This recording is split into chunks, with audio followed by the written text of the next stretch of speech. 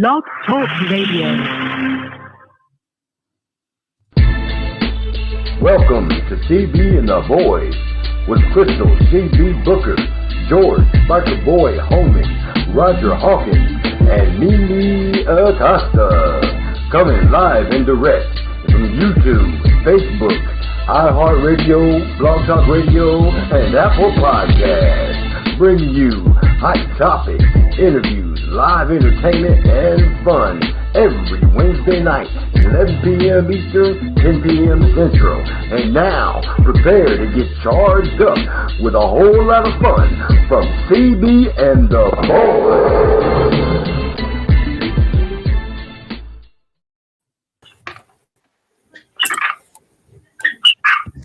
Hey, hey, hey. What's up? What's up? Hey, everybody, and welcome to CB and the Boys.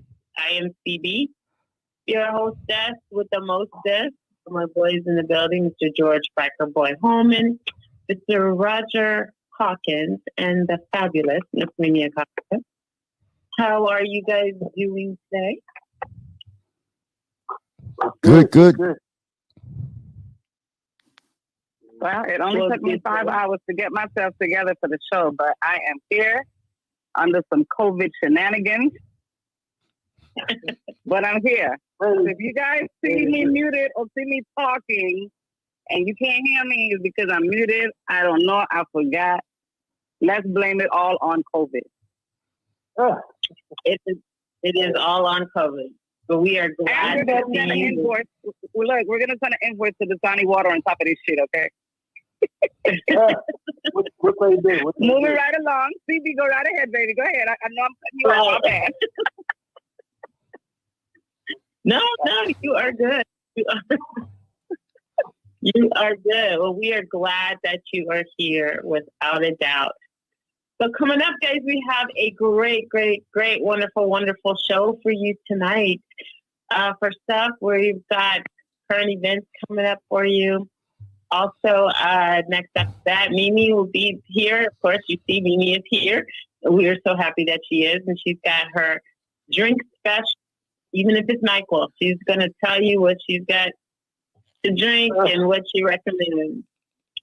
After that, we're going to listen to some nice, smooth soul sounds of some Silk Sonic, smoking out the window after we do our station break.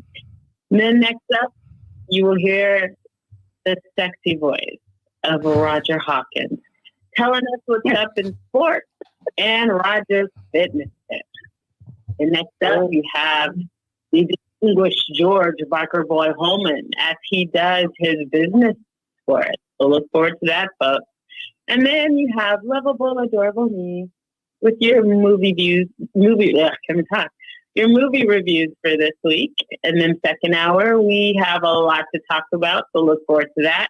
And we're going to definitely revisit some of the current events that we're going to be talking about tonight.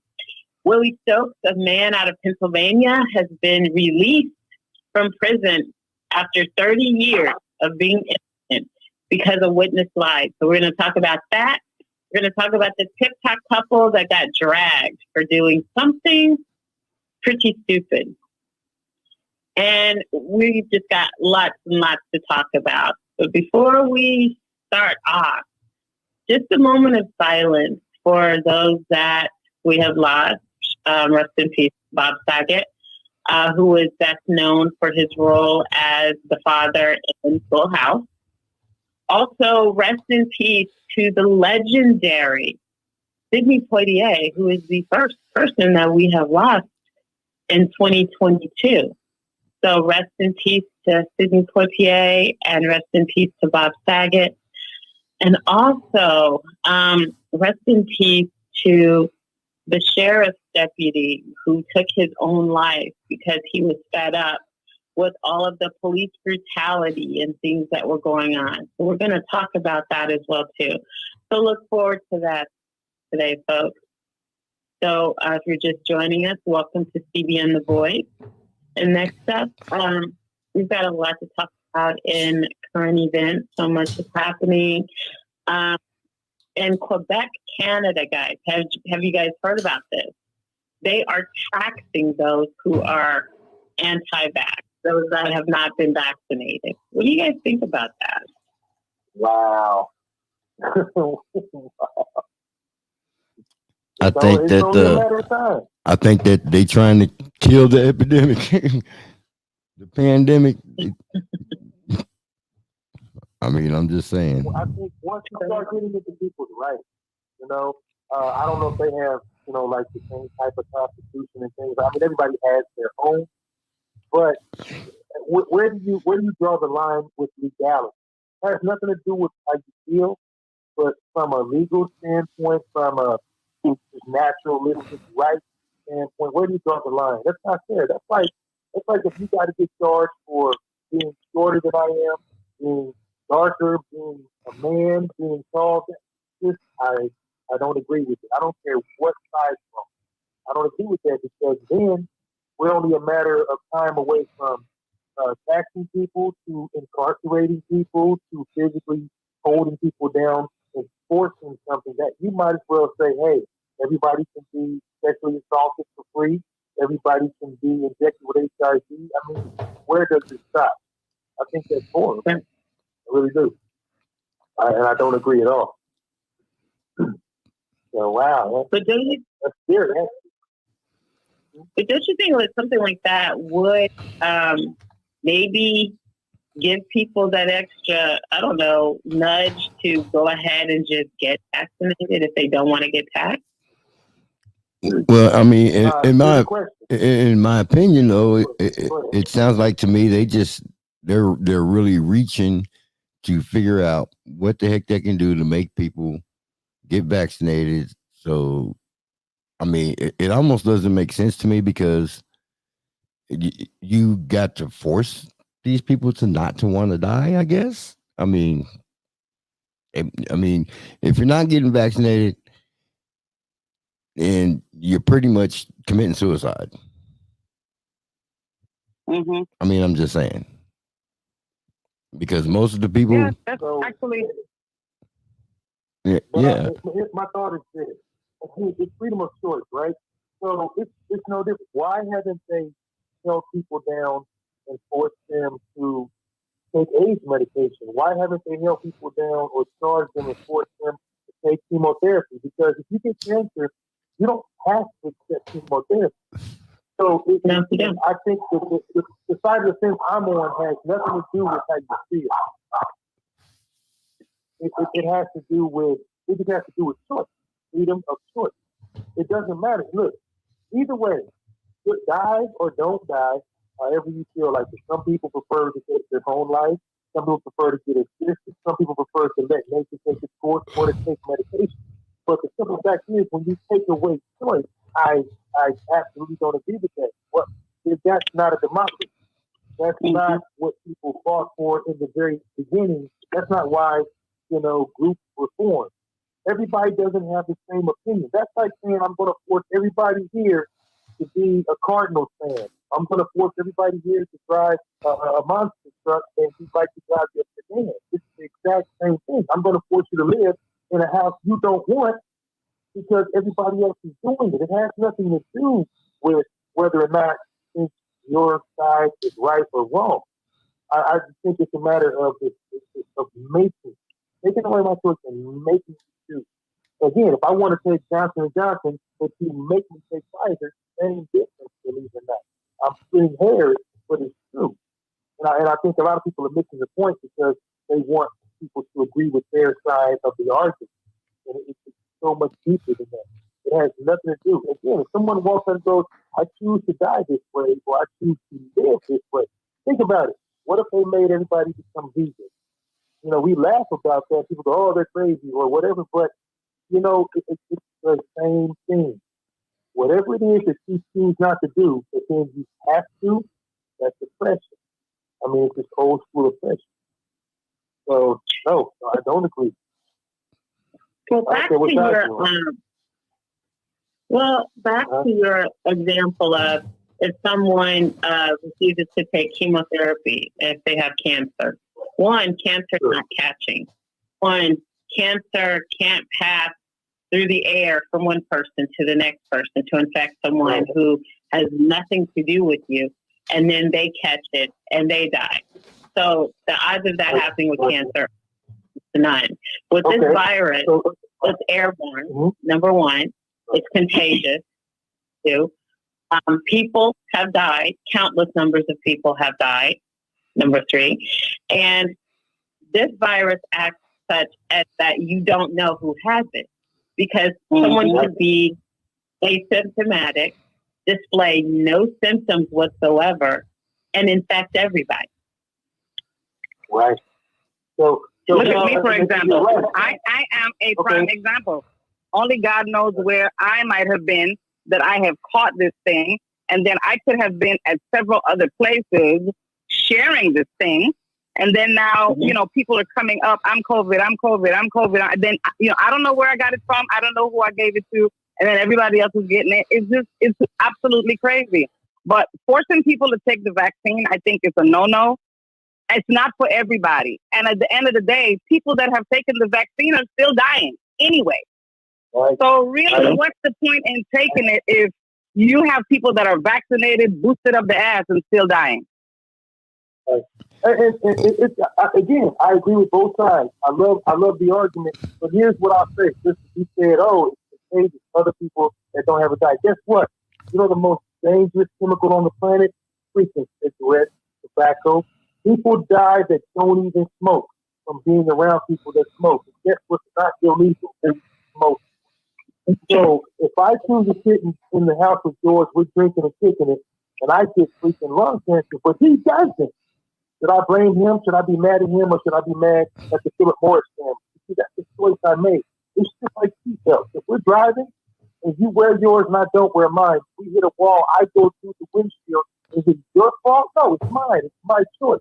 The people that are vaccinated, the only thing I'll say is, if you believe that what you did is protecting you, you can't worry about the next man.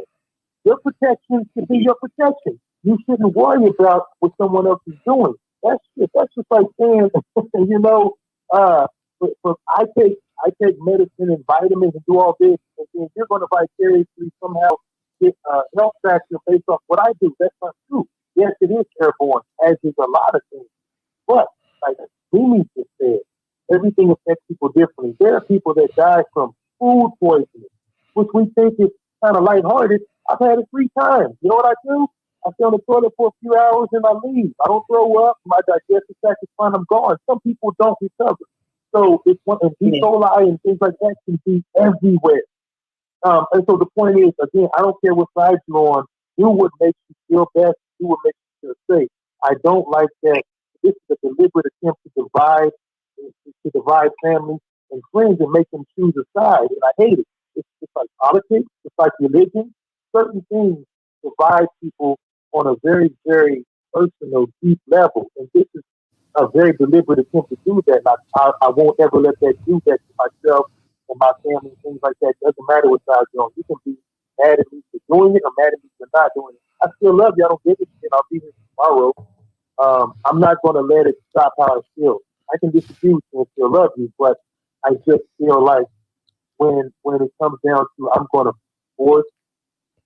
impose my will on you, that's wrong on a lot of levels. And you're going to get a lot of pushback. There are a lot of people that are willing to fight the guy to not do that simply because either they flat out don't believe in it or they just don't like being told what to do. So there's that, It's all so a lot of it is they don't like being told what to do. Nobody likes being told what to do, especially if you're an adult. However, those who have the right, we all have rights. They have the right to disagree. They have the right to decline. But we also have the right to live, who want to live. We have the right to be healthy, who want to be healthy. And right. A vaccine is not a cure. And I think a lot of people are getting off track when you think about the vaccine because they're toting it like it's the cure-all, be-all, and it's not. A vaccine does not cure what ails you. It helps, or we've been told it helps, but at the end of the day, it's a vaccine. Let me interrupt you though. The definition of vaccine has actually physically changed in the past 18 months. If you go back to any version of a Webster's Dictionary, a thesaurus, an encyclopedia, actually what a vaccine is defined as is a way to eradicate something, to stop it from ever occurring, whatever that disease is. So, like, look at people talk about measles and polio and things like that. Do you want to know why we don't have those? Vaccinations actually stop them, shut them down. That's what a real vaccine does. This is not even a vaccine being called that. Because if you tell me, oh, it'll help with the symptoms, it'll help ease it, well, shit, that's what over-the-counter medication does. So it's not a real vaccine, and they're using those terms interchangeably, and it's not true. And see, this is where this information comes from. Look at an older dictionary or something, in the medical dictionary, and watch what it calls a vaccine. A vaccine actually stops something from occurring. It eradicates it. It does not allow it to come through the door. So this so-called vaccination is bullshit because it lessens symptoms and it may make your death less miserable. That's not a real vaccine. What do? They change the definition to fit the situation. So this is where again I really raise my eyebrow because unfortunately I do have a problem with that. So if something doesn't go like I like it, I change the meaning. That's not fair and that's not cool. But again, this is my belief and my take because I'm looking at what I've known my whole life. Because yes, we all got certain shots and things as children. But you know what I've never gotten? Whether it be light symptoms or no symptoms, I've never had measles. I've never had polio. I've never had a lot of things. So that was a vaccination. I've been around 1,000 people that have had this, and I'm pretty sure I've got it. I'm asymptomatic. My family, things like that. We've got 27 variants in 2 years. I dig pretty deep on things, and so I do have a problem with that. But I am not jumping on anybody's thought process or belief because here's the thing. In the end, I don't want to be right to the point where I lose one of y'all. I don't need to be right that badly. So you know how people go, okay, you'll see, watch what happens when you die or when you're in the hospital. That ain't a way to win this bet. Yeah, this bet for shots or bet push-ups, but I don't want my being right to cost a lot of people their lives just because we're on different sides of the fence. You got me? That's what I mean by the house divided thing. If you're right, here's what I would love to say. I would love for me to be like, damn, man, you were right. You know, my back ached and I lost my nail and I couldn't walk for 2 days and now I'm better. You were right. I don't want to throw it in anybody's funeral. I don't want your face on a t-shirt. Don't write a song about me, damn it. Talk to me now. I want my flowers back. So I don't want you to be right and it cost me my life, and I don't want to be right and it cost somebody else theirs.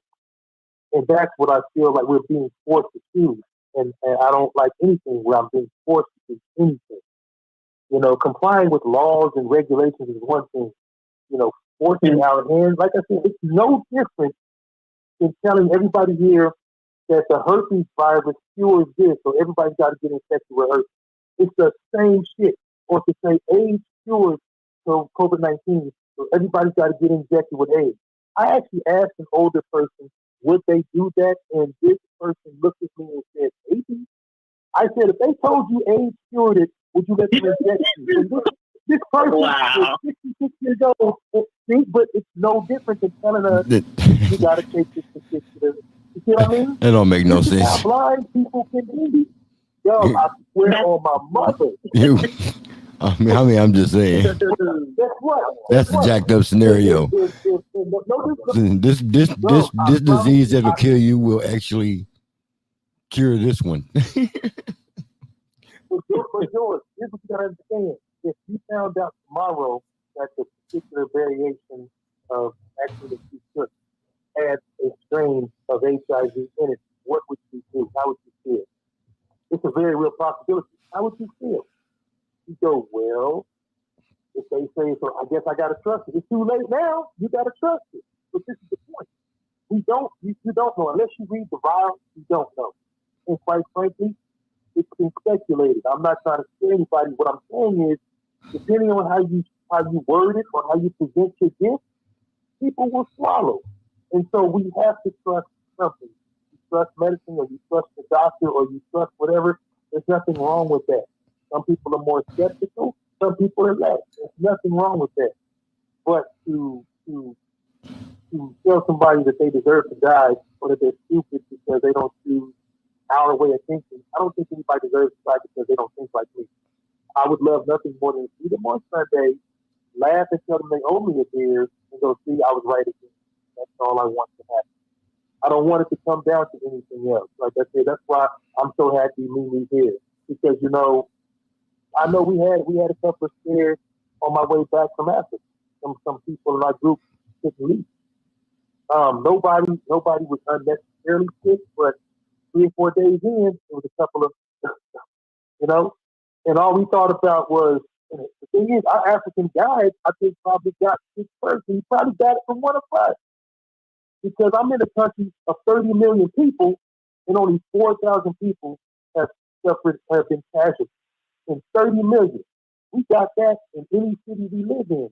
So they clearly have the key in some fashion, and they don't believe in those forms of inoculation that we do. You got to respect that. That's all I'm saying. You don't have to agree. You have to respect it. You know, that's it. Well, I don't care who it is. Huh? Well, we know that, you know, big pharma is behind it. We know that money is involved with these vaccinations. We already know that. But the thing is, what's exhausting is that it's so much misinformation out there that you don't know what to believe, you know, and you don't know who to believe. One person contradicts themselves after what they said one day, and then the next day they say something different. You just don't know what to believe, and it gets exhausting. Like for me, I'm over it. But the fact that this new variant, Omicron, or whatever the hell you pronounce it, is here, and it's wreaking havoc, you know? Yeah. And it's exhausting. I am so tired of this. You know, if they cancel the trip, I would be on the steps of the White House like somebody's down somewhere. Like, I think we're all thinking about that. Well, you know, the word on the street now isn't that the Omicron is the new variant. It's called the Deltacon. Yeah. But they said you know, but on the news yesterday they were saying that the Deltacron, the whole Deltacon thing was a hoax. That it was a lie. Well, it is, but listen, I just read the other day, no joke. There's another one. It starts with an I. I'm going to have to look it up. It's like IHU or IC. There's yet another one. Come on, guys. If you understand anything about genetic history, mutation, it takes generations. Whether a generation is a year or 100 years, mutations do not occur this fast in nature. That's all I'm telling you. That's all I'm saying. This is not natural. Because you can't have 4 variants in under 24 months and tell me, oh, it's mutating like bullshit. No, it's not. No, it's not. You can't go, you know, the alpha, then you go beta, delta, omicron. You know, now we're into damn zeta, and kappa, and all this bullshit. We got a fraternity out here. This damn thing is stepping. Come on. That's why I get angry, because it's, you know, and there's a lot of speculation. I've said it all the time about who is looking to end the herd. Now, you know, we won't get into that right now, but I mean, it is what it is. If it walks like a duck and quacks like a duck, it's probably a duck. So, all that to say, take care of yourself. Just take care of yourself, people. Do everything you can to take care of yourself, and we'll get into that later. I'll leave it alone from there. Sorry about the rant. No, I'm not. No, you were great. All right. Love you. I mean it. Well, next up, after her fabulous intro, we have Miss Mimi Acosta with her drink special of the night. Now it's time for Mimi's Fine Wine. Oh my God. Okay. What brand you got, Mimi? I got your back, baby. What you got? Man, you gotta have my back, man. So I'm doing a whole lot tonight, guys, because Look, this is my thing. I only have 2 hours with my family on Wednesday nights, right? CB and the boys is just it. This is what we do. So at the end of the day, if something is going to take me out between Wednesdays, you're going to know that you saw it here first and last, that I had me the time of my life, because that's what I got to do. That's just what I got to do. So tonight I'm having me a little bit of Dasani water, because you got to wash down you got to wash down the wash down. I'm still having me a glass of some freaking spumante that I had in there for the last week, because I just ain't drinking like that. So this is the last glass. And then I got my Canada. Look, I'm just, with the ginger ale. I'm doing all kinds of things tonight. Okay. At the end of the day, it's all about keeping liquids going down. That's a liquid. I still haven't gotten the whole hot toddy thingy. What is that thing called? Hot toddy, baby. You got to get the hot toddy.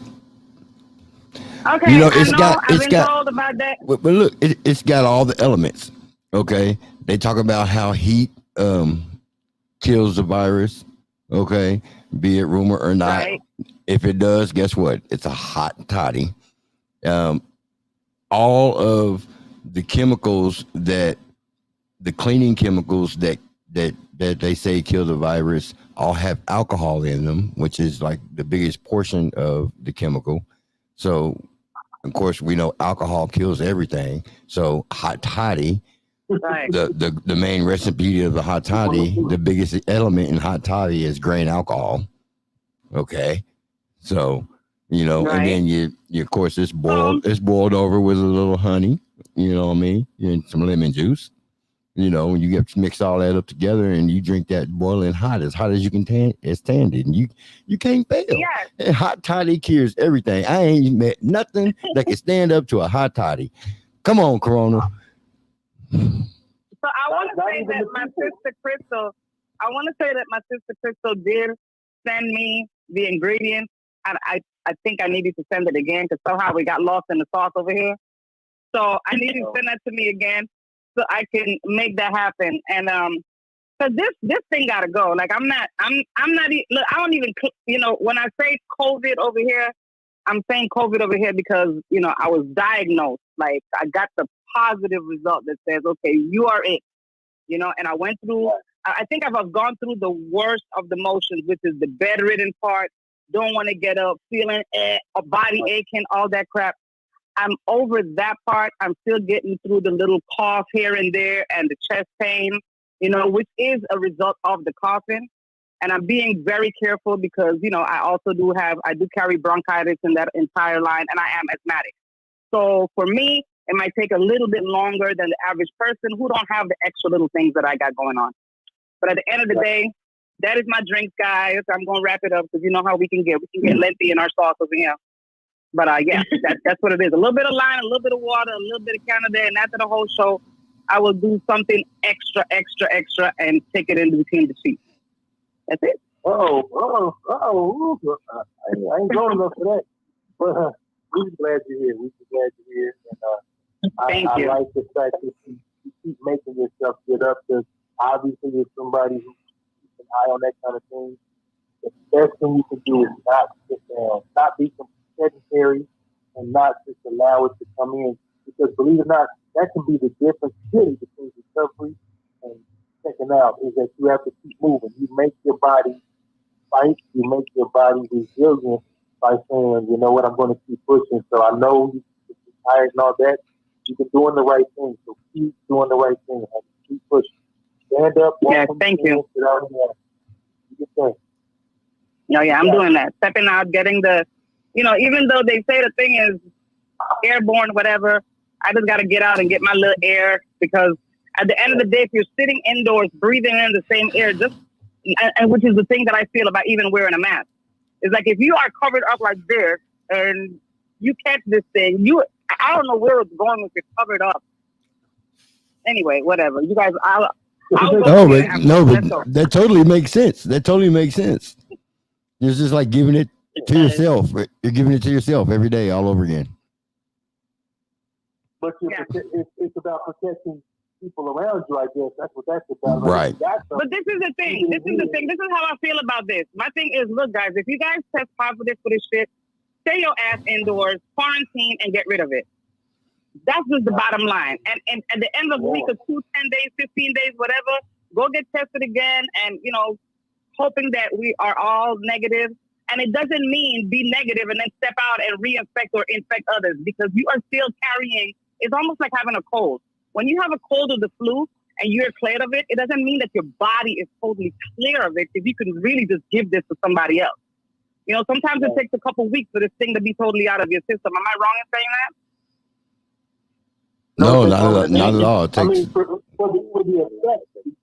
the effect to go away. I mean, I know people that have months later still struggle with breathing. I mean, they were technically, you know, cleared, like you said, but 3-4 months later, they're like, yeah, man, I'm still kind of having breathing issues. It's like your body's still trying to recuperate from a really, really hard fight or some kind of medical trauma. That's what anything that brings you down is. They just had a special on Dateline the other night. I was watching about a guy who had it and has been over it for a year, and his taste and smell are permanently destroyed. Like permanently. That's the only thing they can come up with that is destroyed.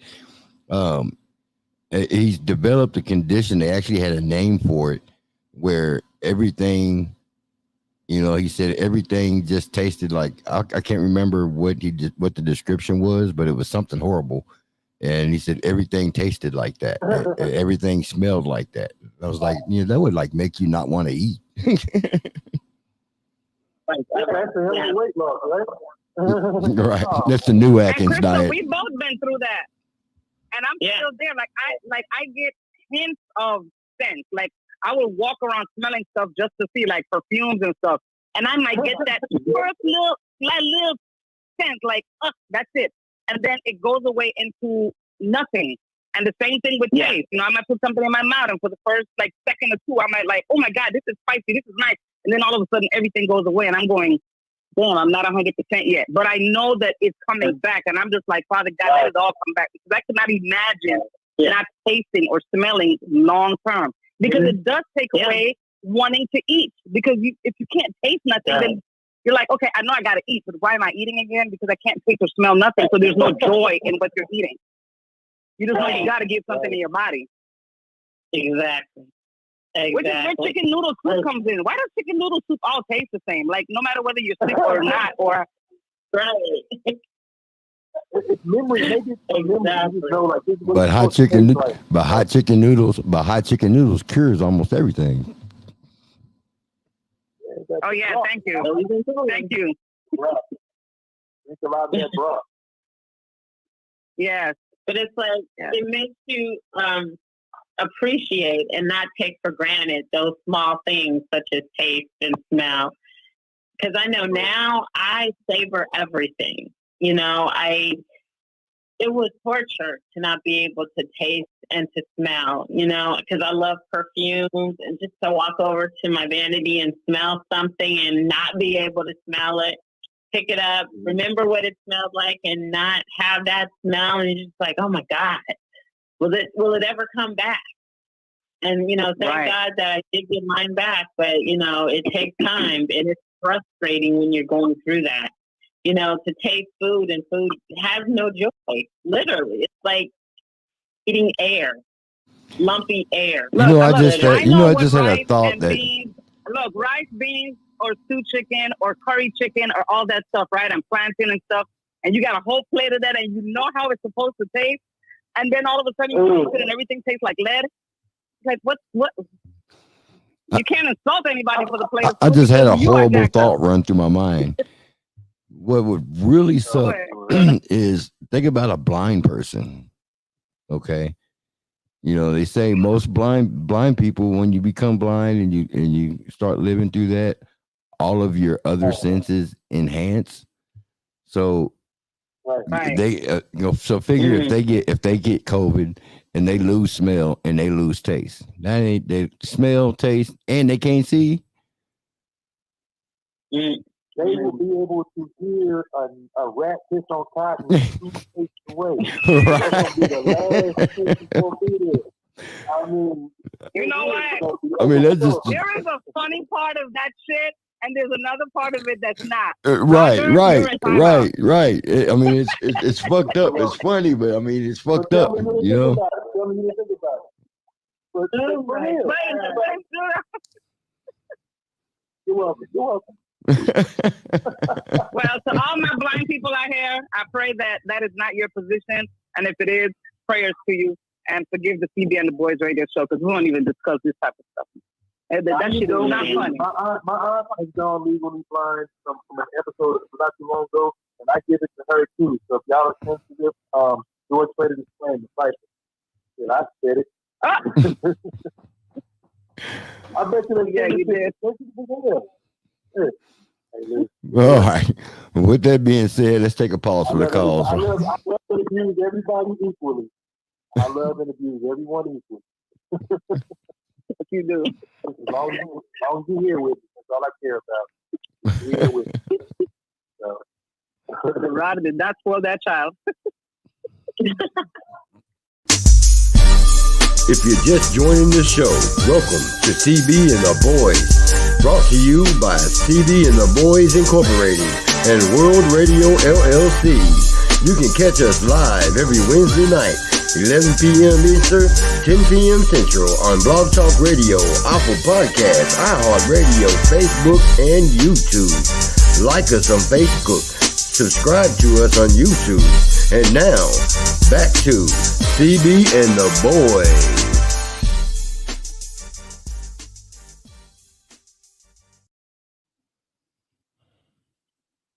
All right.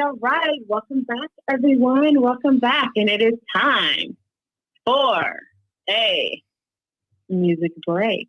Coming up, that's some Silk Sonic and Smoking Out the Window. Wait a minute, this love started off so tender, so sweet.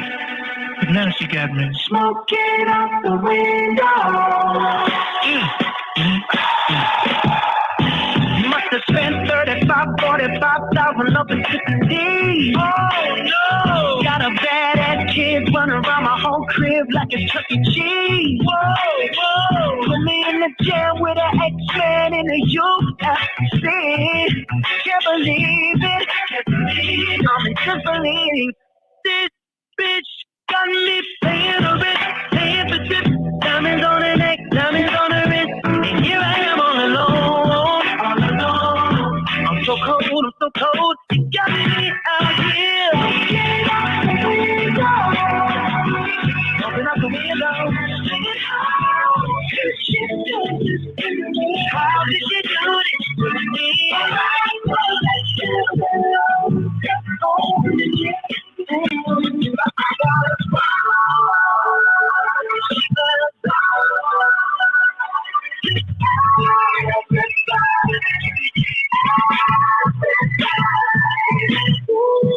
Just the other night, she was gripping on me tight, screaming Hercules. Got me in the club looking for a new love, so I had to please. Baby, why you doing this? Why you doing this to me, girl? I could be dramatic, but I wanna die. This bitch got me paying no rent, paying for trips. Diamonds on her neck, diamonds on her wrist. Here I am all alone. I'm so cold. You got me out here, smoking out the window of the Benzo. Singing how good you do this?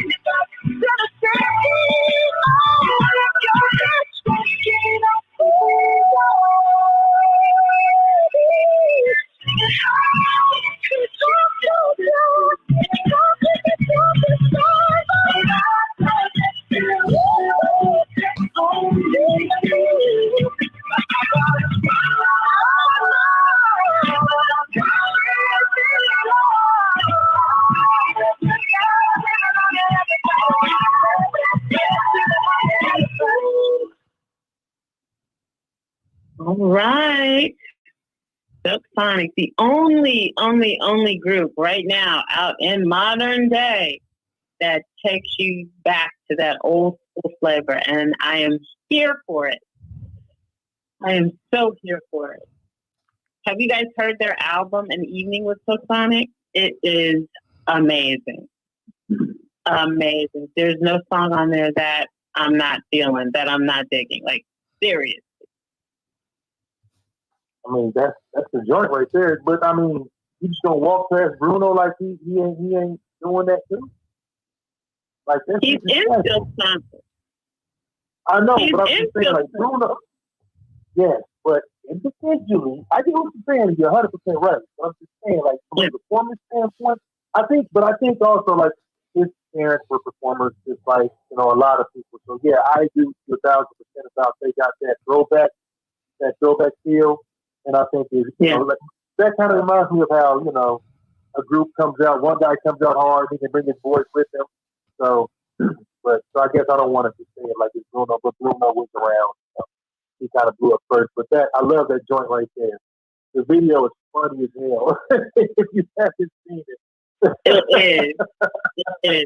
It really is. When he falls out. And Bruno has always put on a great performance anyway. So, just the flavor that he brings to Silk Sonic, to me, is just, they're the perfect fit. He and Anderson make a really good team, and they're doing some amazing music. It's a shame that they weren't able to go on tour. Again, thanks to COVID. They had to push back their tour, but it was going to be nice. It was going to be really nice. He was supposed to be here. He was supposed to be here for a while, and now, I wasn't going to buy a ticket. Trust me on that. Listen, I love me, but I wouldn't pay $1,700 to see me. Shit, I'll get the bootleg. But that being said, I have heard that man's show is underworld. That's the most credit I'm going to give because, again, I can't do it. You wouldn't pay $1,700 for a ticket?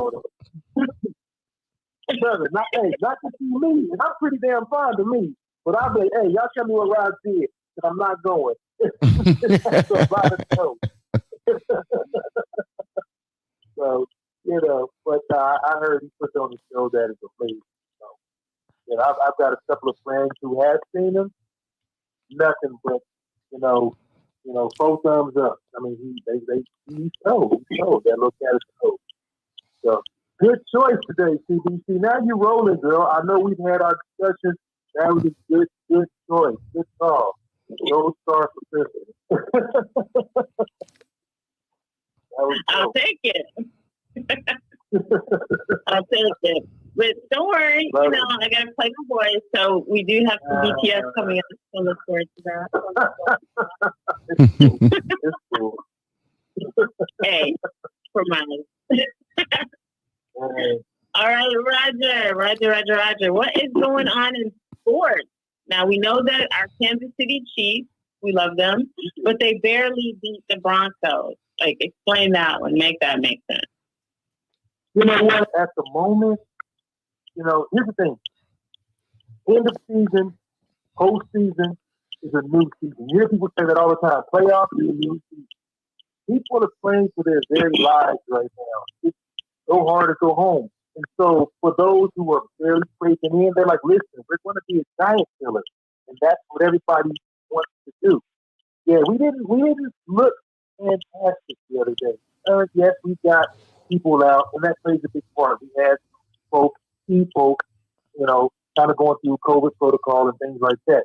Again, you got second, third string practice squad. Hey, man, you're a professional. Step up. This is your time to shine. So they pulled it out, but not in fashion. Also, we were hoping Houston would help us out with Tennessee, but I told everybody, that dog won't hunt.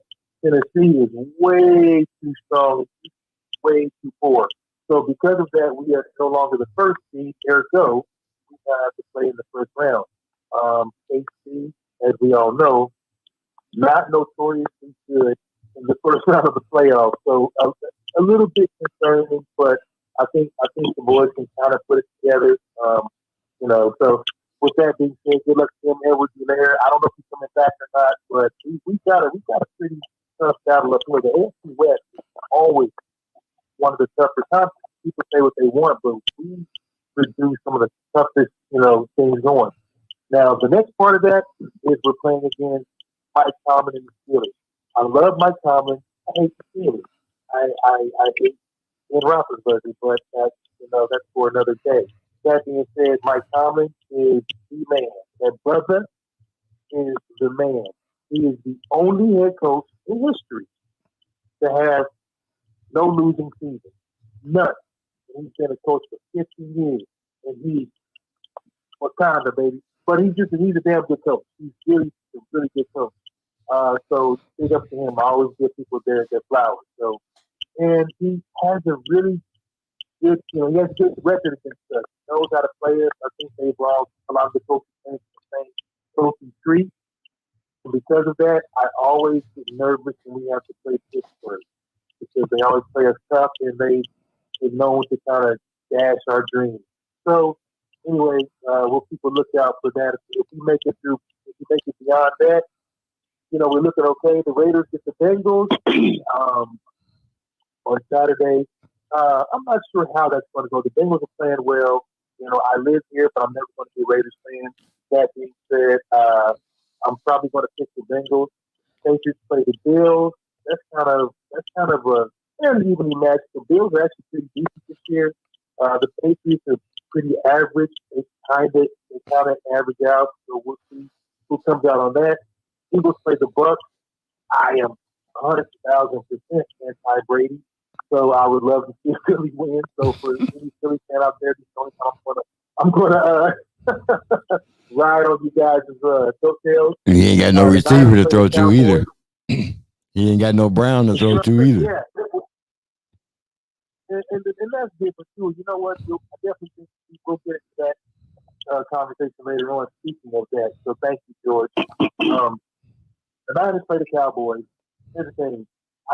I still think it's funny because of what happened a couple of Super Bowls ago with the 49ers.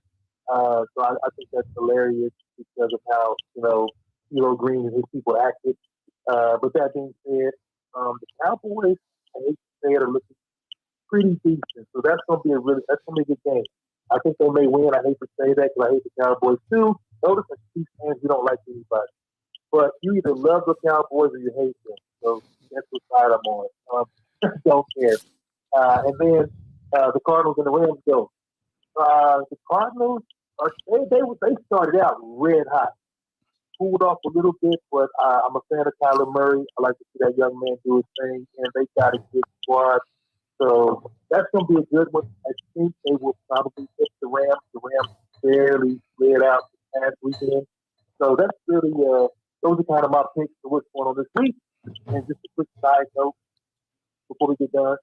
Did you guys read the article about the Kurt Warner movie that's coming out? No. So just anyway, they're doing a whole movie about the fact that he went, arena football like a lot of us did when we were younger too, playing, in the league, and then he became MVP, et cetera, et cetera. Well, one of the young men that plays Marshall Falk in there, they happen to be O.J. Simpson, is from KC, and I played against him for a lot of years. Played in semi-pro circuit, played arena football circuit, and so again, he managed to get in there. He's playing Marshall Falk, and so he's got a lot of income. I didn't even realize the young man had gotten into acting that far back. So big up to OJ from KC, knucklehead. But it's good to see. It's really cool. They did an article on him, so check it out. Hometown boy makes good. I like to see it, and that's pretty much what we got this week. So go State.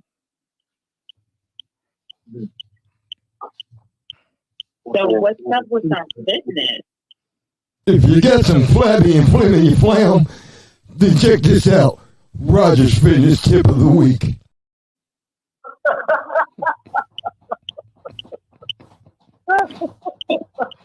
I did that just for me. I don't know what it is about that.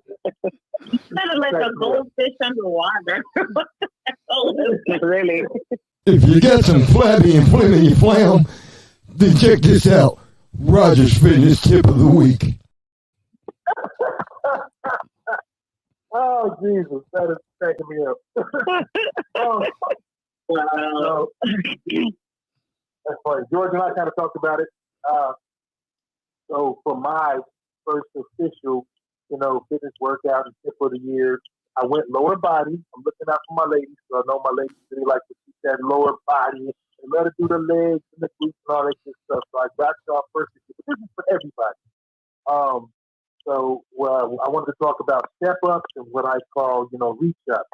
Real simple. Step up is just what it says. You get a step or a bench or anything like that, and you basically project yourself up. It's just kind of it's for posture and it's for explosion, but it works everything. So think about when you do squats, when you do, like leg press, you're using every area, front, back, the glutes, calves a little bit. So it's a good exercise if you, A, don't have a gym membership, and B, want to be, it's too cold outside or you want to go outside. You can do it indoors, outdoors. Again, you need a step. That's it. Propel yourself up, catch your rhythm, and keep going. Really, it's good. It's good for reaction, explosion, and strength. And it's pretty easy, and it quickly, and it wears you down, gets you tired, but it gets you strong very quickly because you do all parts of your leg. And to further that, I have what are called reach ups. It's kind of like if you squat down, touch the ground, go back up in the air, reach for the sky, go all the way up to your tippy toes, and do the same thing again. So it's a slower version of an explosive movement, but it then allows your body to build up your stabilizer muscles because you're not going really quickly from one position to the next. So you just touch the ground, keep your back arch, look upwards. Posture's everything. Look outward or look upward.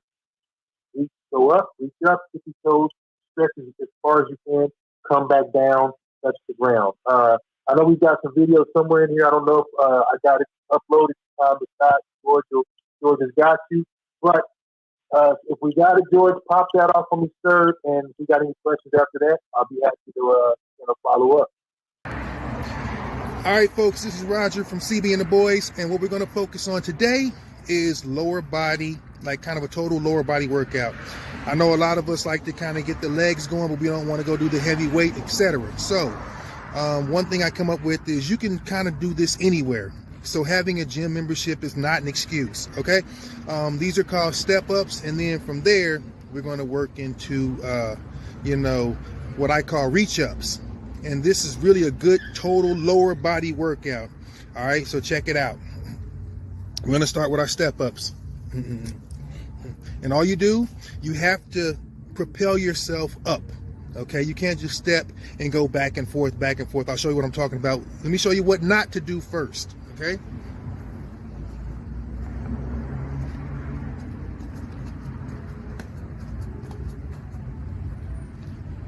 No, that is what not to do.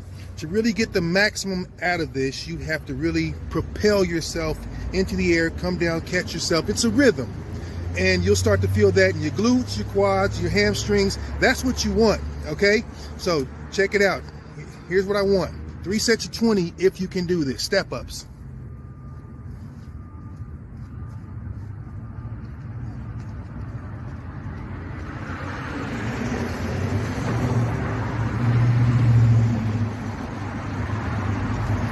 All right.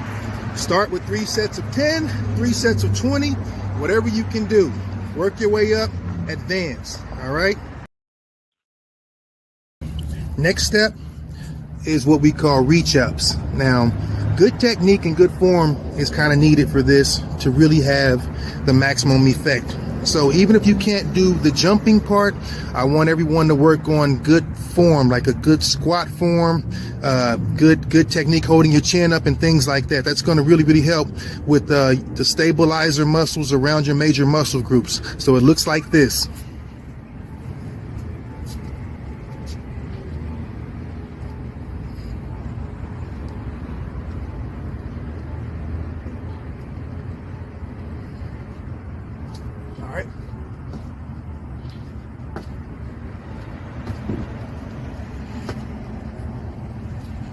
All right, As you can see, I'm kind of having my back arched a little bit, my chin up. Your body follows your head. So in order to get the most out of that, you really don't want to be looking down too much if you can avoid it. You want to look straight ahead, and as you explode up, look upward. Your body will follow, and it'll be more linear, and it'll work the quads and the hamstrings and the glutes that much more. All right, until next time. Man. All right. Awesome. Okay, so I got something to ask. I got something to ask, right? Because you know, I just gotta look. Hey, look. I just gotta ask this question. So why you had to go out there on the sidewalk and find the highest damn point of step up? I'm here thinking on, you know, the little either the bumps where you can park and the tire's not gonna go over it, or a sidewalk. And I see this high thing, and I'm like, ain't no way in hell at 51 years old I can call myself doing that. But I will do it on the step up. I'm gonna give that a shot. So what I'll say, thank you, Mimi, for busting me out. You can do any height that you can reach. If your step is 6 inches, do 6 inches until you can do 9, and do 9 until you can do 12.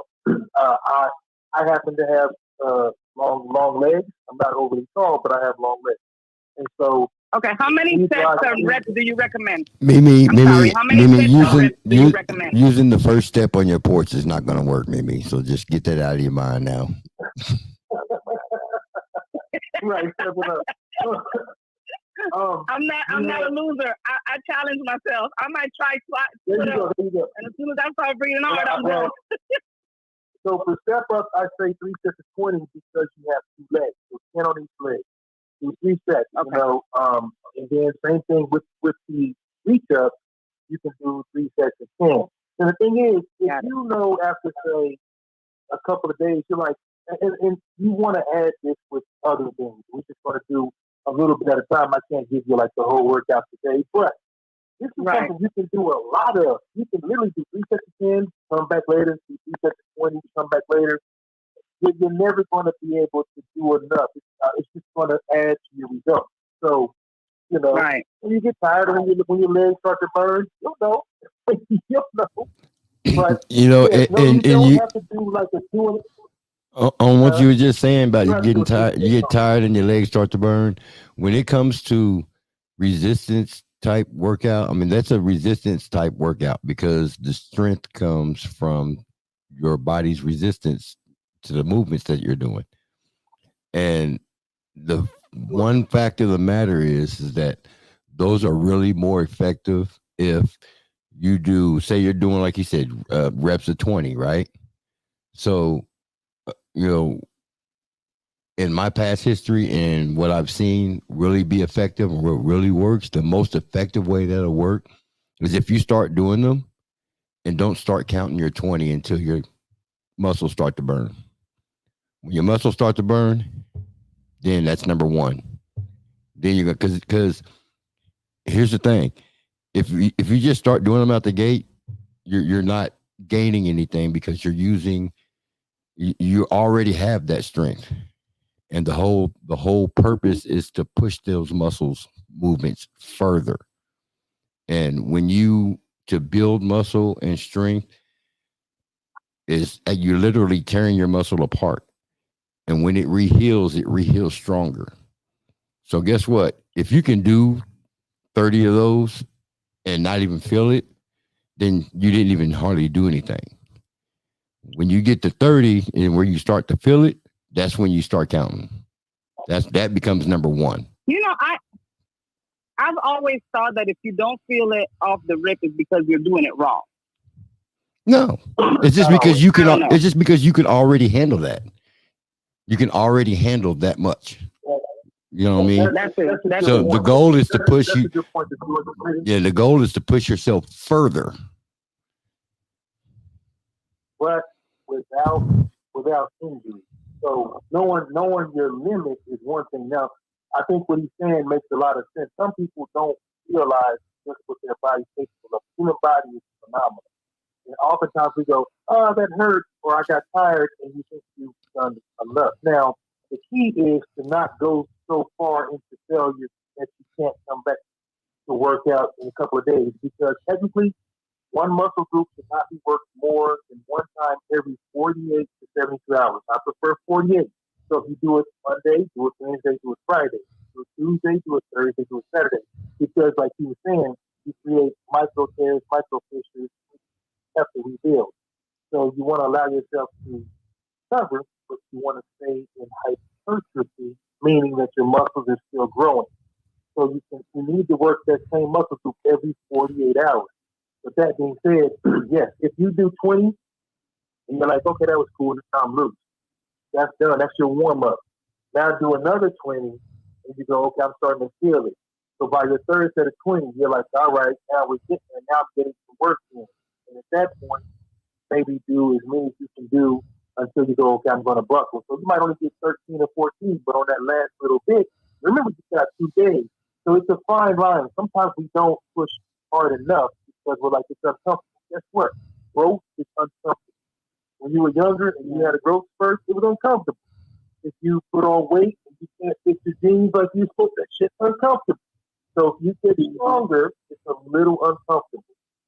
But just knowing our limits. And that's what we'll talk about. So anytime if you guys have any questions about where your limit or your threshold or whatever is, please, let's talk about it. Because I'd rather you be just a little bit sore, but you can go 4 days in a week or 3 to 5, rather than you get so broken down that you can't do another thing until the subsequent Monday. That's too much. So let's find those happy mediums. And when you do that and you push yourself a little bit more each time, the results are going to be phenomenal. That's going to be fun. And since we're at the beginning of the year, we've got how many days do we have until I got to be texting on this boat, George? Listen, I'm doing it too, believe it or not, people. We all have, I got goals too. I'm no different than anybody else, and I promise you, when I have something that I'm aiming for, like if it's a fight, if it's a race, if it's a vacation, I have to have short-term goals. Give yourself the short-term goals, and I guarantee you, by the time you look up, the long-term goal will be within your sight. So, hey, we're supposed to be, hitting the deck in April, right? Yep. 4 months. We got 3 months. So for me, there we go. I'll have other little short-term goals in between, but that's going to keep me honest. And the fact that I'm doing it so that we can all do it together, you guys can see, hey, Roger, why are we doing that, or how many did you do, or how's your progress? And I'm tracking my progress too. So I don't want you guys to think I'm telling you, you go do it and I'm not doing it. Anything I show you, I promise you I do on the record. And so, that's fun. So now I've got you guys to keep me honest. We can all do a check-in. So any questions you have, bring them out. No baby questions.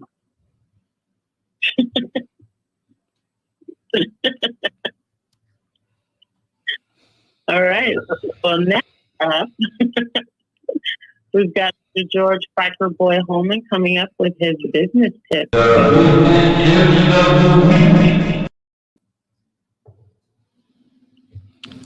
All right.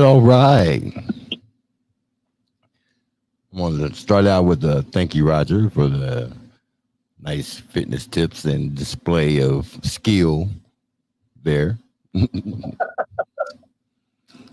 So what I got for us this week, I got 4 do's and 4 don'ts of business.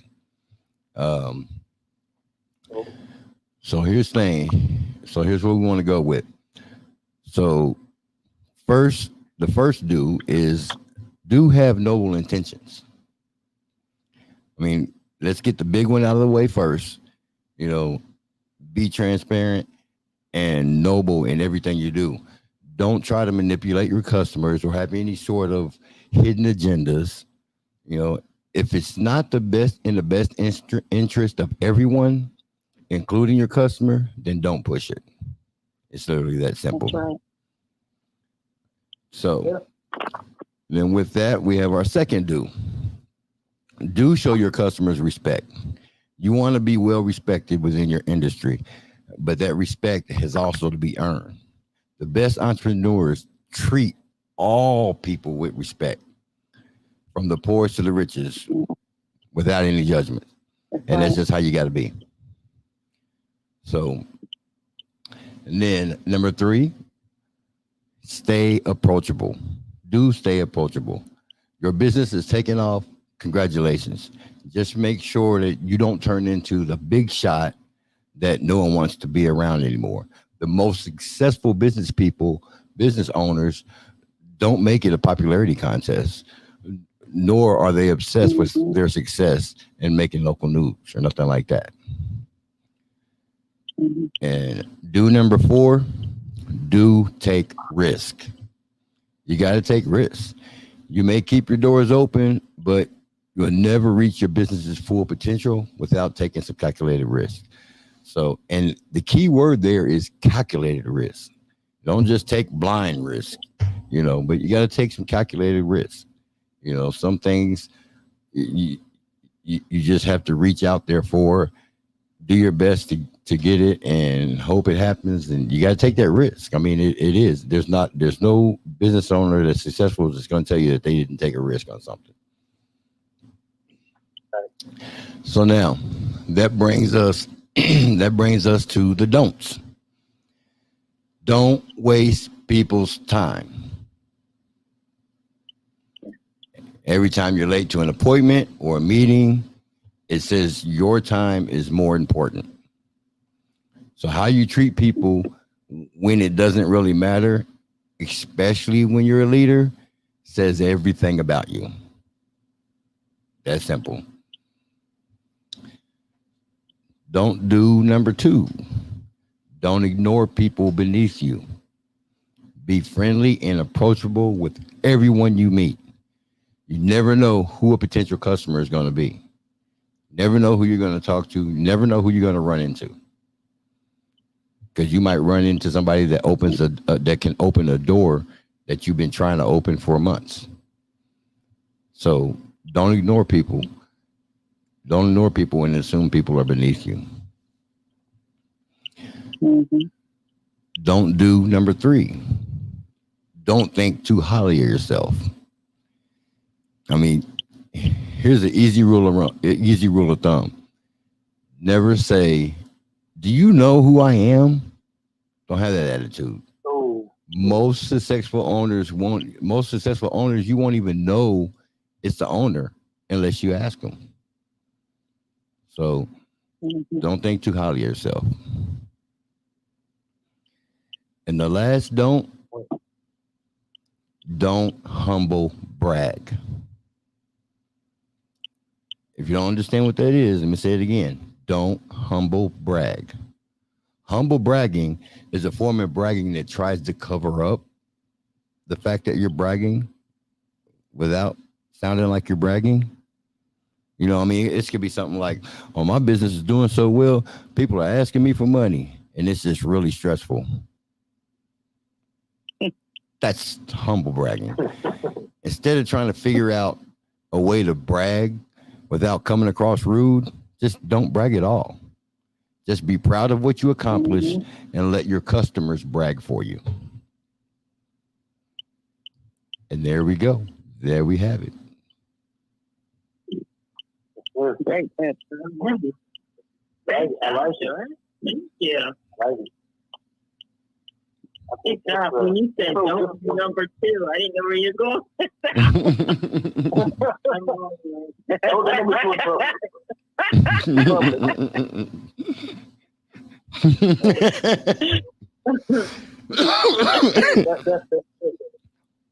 Well, maybe I should have put that one on there. Don't number 2 in public. Yeah.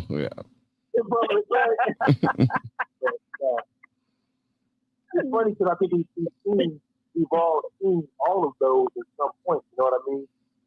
Especially the last one really got me, like the humble bragging thing.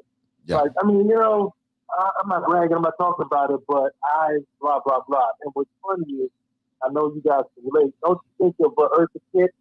And she said, "My darling, we didn't have to shoot our own horns. We should let other people do it for us." It's kind of like that. If you're really doing the thing, why are you talking about it? Who needs to know knows, and those who are going to speak on it will. It's the best promotion. You should never have to tell people who you are, what you do. But if someone ever says to me, I might get a misdemeanor assault case. Someone ever asks me, do I know who they are? Well, yeah, because at the end of the day, no, go ahead. No, I was saying at the end of the day, you don't give a hell who the person is. My thing is, if either we gonna work or we not. I don't care who you are and what you do, but you've got a service that I am interested in, and let's talk about that. Because who you are doesn't matter, and now that you got to tell me who you are, or think about who you are, then we are not doing any business at all. Okay. And I just fell off? Nope, I didn't. Okay. My computer just did something really weird, guys. I don't know what that was about. I was like, they got rid of me. Yep. No. Time out. Wait a minute. The disclaimer, what happened? I didn't say it. Yeah, I didn't press any buttons. I didn't do it. Okay. This time. But there's a fine line between, and a big difference between being confident and being arrogant. And knowing the difference between the two can definitely save you from some embarrassing moments and some, heartbreaking moments.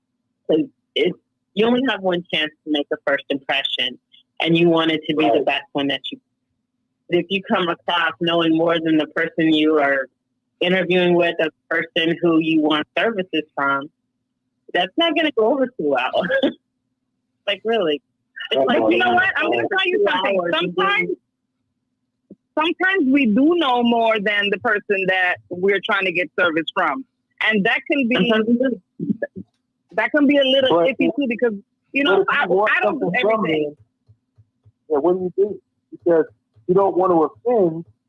You don't want to bite. You don't want to bite the hand that feeds you. Yeah. So that may be connected to it. Like they say, sometimes you bite the hand that's next to the ass. You got to take place. And I mean, not so much that, but you don't want to offend the person that you need to do business with. Sometimes people don't know that they don't have that level of insight. And so you have to kind of gently nudge them in the right direction without offending. Because guess what? We all have feelings, we all have egos, and some people are out of control and they can't check them. And then that's a really, really fine line to walk. So, yeah, what the ladies are saying makes all the difference in the world.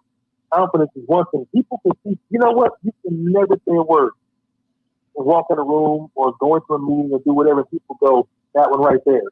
You know someone who can command the room and the attention. And then you know someone who's in the corner. We all do, who's name dropping, basically their resume. It's like, when someone is auditioning for me, but I'm supposed to be soliciting their services, I really don't want to deal with that. Have we not dealt with that on several meetings? Yes, we have. So, right. If you've got to spend 2 hours telling us who you are, you're not that person. Right. Just somebody else. Just somebody else. I haven't said a name yet. I mean, I'm just saying. If you have to prove that you know what they don't know you know, and you know more than they know you know, but you don't know technically what you say you know, and you have to prove yourself you know what you don't know, That's a whole lot of no-no. That part right there. Thank you, George. That part. Yes, you got it right. You got it right. We needed that picture right there, though. I like that. That was right on track. Oh. Right on time. And that was what I was going for. Exactly. So I'm actually working with that for 2 hours, because that's basically what we did. Oh man, that's all good. No, I hung up. That's what y'all did. I hung the hell up. But anyway, Oh wow, that's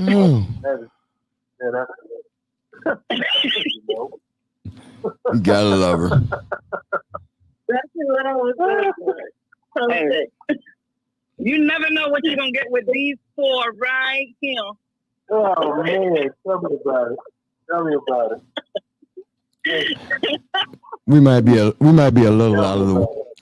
little out of this world sometimes. Just a little. I'm just saying. I'm just saying. But let me tell you something. One thing that we are is realists. Yeah, that's just about. You're gonna either love us or hate us, but we are real, and that's just that's just what it is. We take it off. There. There's no such thing as bad publicity, baby. We take it off. Right. Sometimes we get people that think they know a little bit more than us, and they want to hold us down for a few hours. And sometimes you just got people that just want to ask us, what do we think about them committing a crime? I mean, it happens. Right there. Right there. TV on the place. Anything goes. Anything goes. You never know. Hey, was it Forrest Gump said it best? You never know. It's like a box of chocolate. You never know what you're going to get. Not at all. We just got to know what the hell to say, though, when we ask questions like that. Well, besides, don't commit the crime. Like when you have someone from Louisiana calling to tell you how much they love George.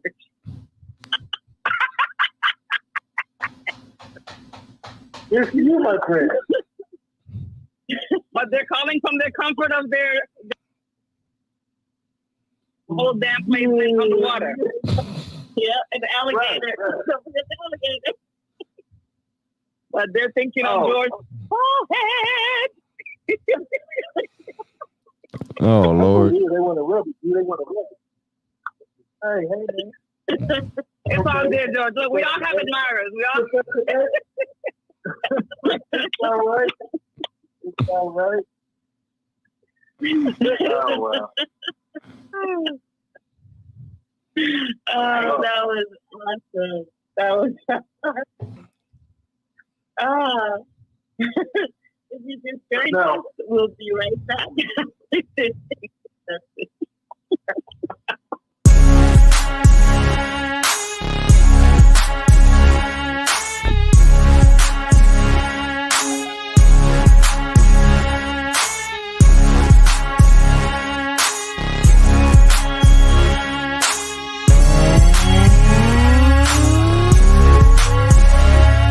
If you just joined in, don't you dare leave.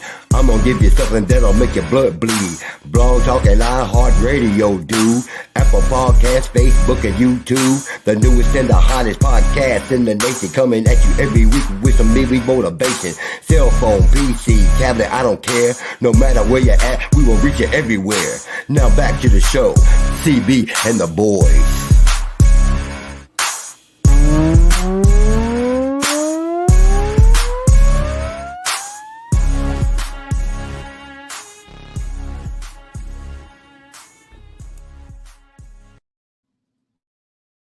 Warning: the following video contains explicit language, which may be offensive to some viewers or inappropriate for children. The content within this video is intended for mature audiences only.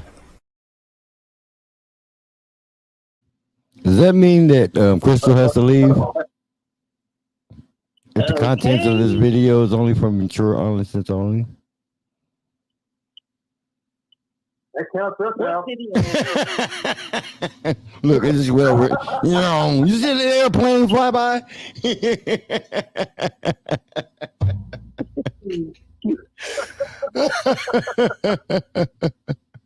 What?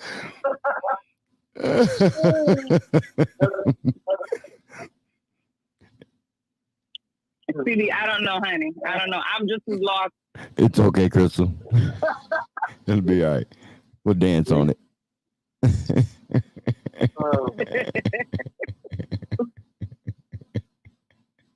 Yeah, okay. I have no idea what just happened, but let me explain it to you. And now it's time for At the Movies with CB. Yep, At the movies with CB. Thank you for that, Alvin of Alvin and the Chipmunks, one of my favorite groups there. Well, guys, there are some movies that have opened for this week that are opening this Friday. The long-awaited Scream. Everyone is back to reprise their roles, including Courtney Cox, Neve Campbell, David Arquette, and let's go on and on. Why did they make this one? Who knows? But let's take a look at the trailer. Here we go.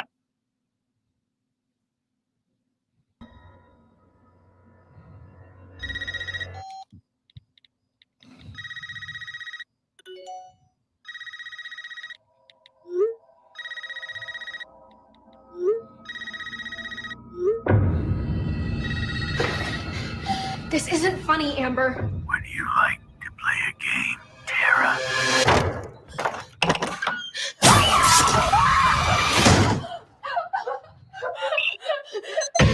Doors unlocked.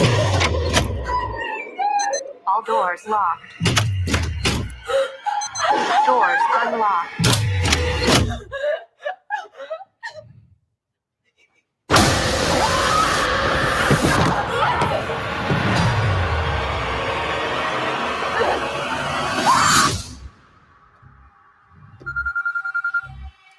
Hello? It's happening. 3 attacks so far. Do you have a gun? I'm Sydney Prescott. Of course I have a gun. Something about this one just feels different.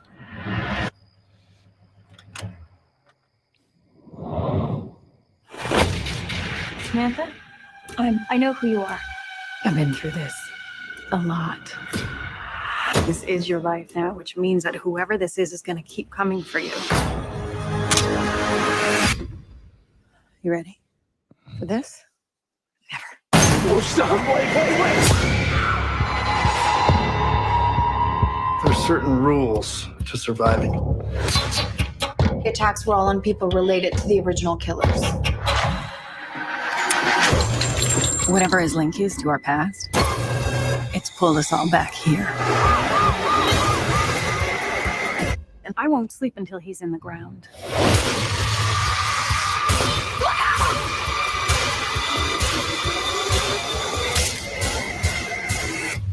Hello, Sydney. It's an honor.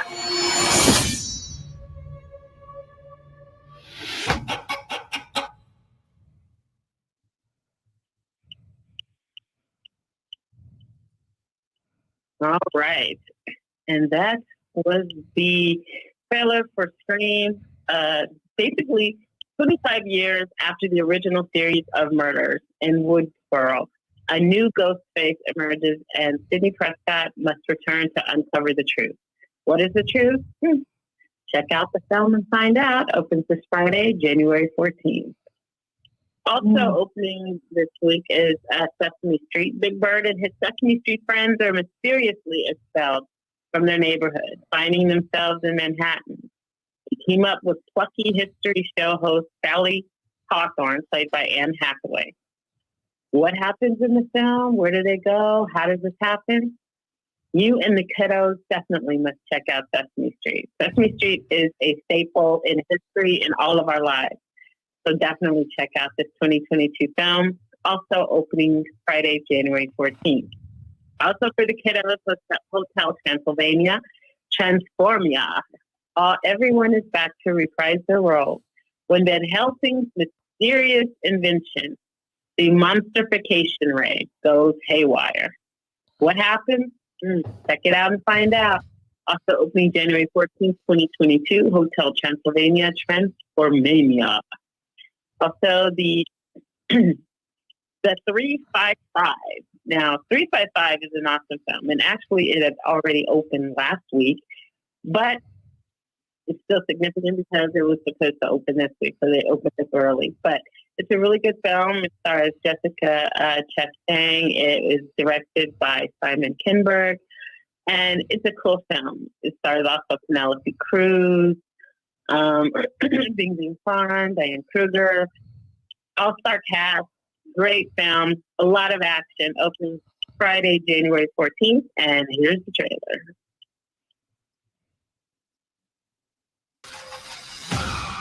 About George Washington's first female spy during the Revolution. They called her Agent 355 because they didn't want the world to know her real name. But her legacy lives on.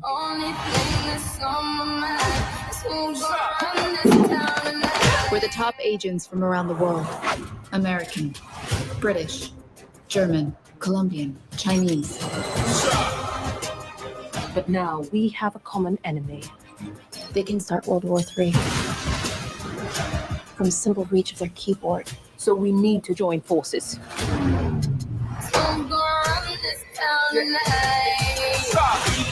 It's like half the CIA's most wanted. Always such a tough guy. I'm not an agent, I'm a therapist. They thought I would give you my secrets. Do you have secrets? We put ourselves in danger so that others are not. I'll handle the guns. Are you in therapy? I should be. You're the best in the world at what you do. You have cameras in your jewelry, comms in your earrings. You bump, I grab. The target is on the move. You're not going in there alone. We go together. I have a family. I cannot do this anymore. The bad guys are out there right now. You go home. You bring them with you. Are you under control? Are you? No. Black cars, all black, everything. I've got 4 more agents out on the street. I counted 6, but thanks for the tip.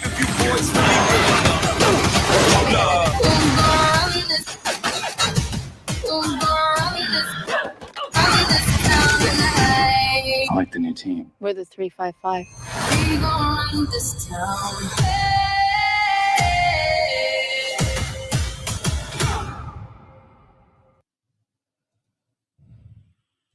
All right. This film also stars Lupita Nyong'o, who does an exemplary job. Everyone does great. The teamwork, the chemistry of the cast is spot on. It was great. Full of action, thrill. They did a wonderful job. The stunts are really good. So definitely check out the 355. Also opening is another kid movie called Belle. And yeah, so but I do believe we have a trailer for Belle. If not, we don't. But all right. And that was Belle. So that is the list of films that are opening this week. January 14th, 2022. January 14th, 2022. So definitely check out this film, and you guys are going to love 355. You got to check that one out. It's awesome. 5 out of 5 popcorn. Easy. So definitely check them all out, support them, bring the movies back, and I will see all of you guys at the movies. And with that said, we shall be back after a word from our station.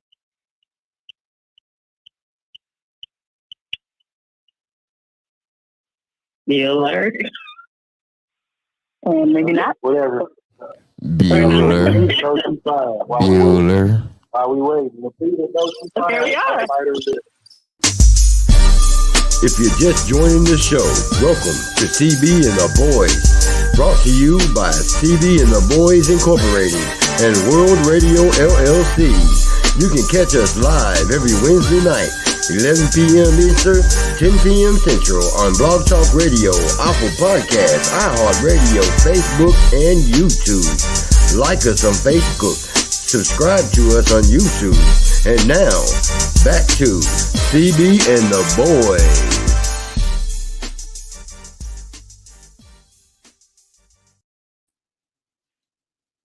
All right.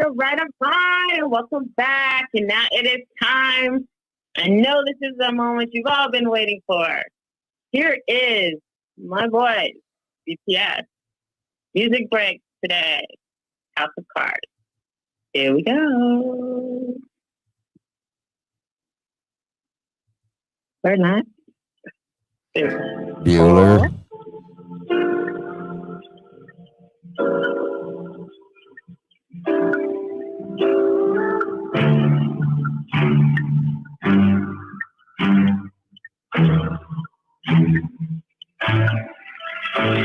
Don't be over, don't be a man, don't be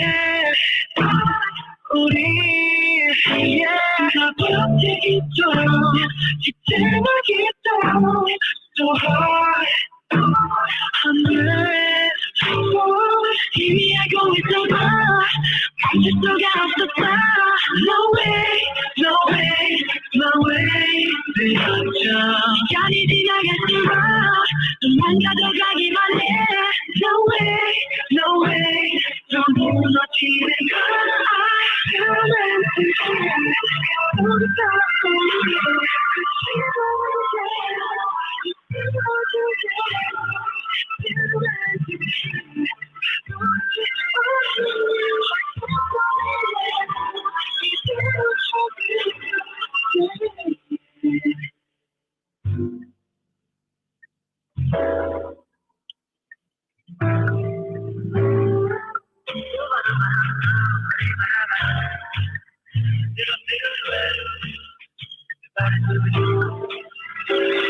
내일한 게 없듯이 다름이란 건 없듯이 지금 내게 눈앞에 너를 본 모든 게 지독히 깜깜한 어둠이지 바로 말해 우린 결국엔 안돼 그래도 너의 말해 마지막으로 함께라면 I'm okay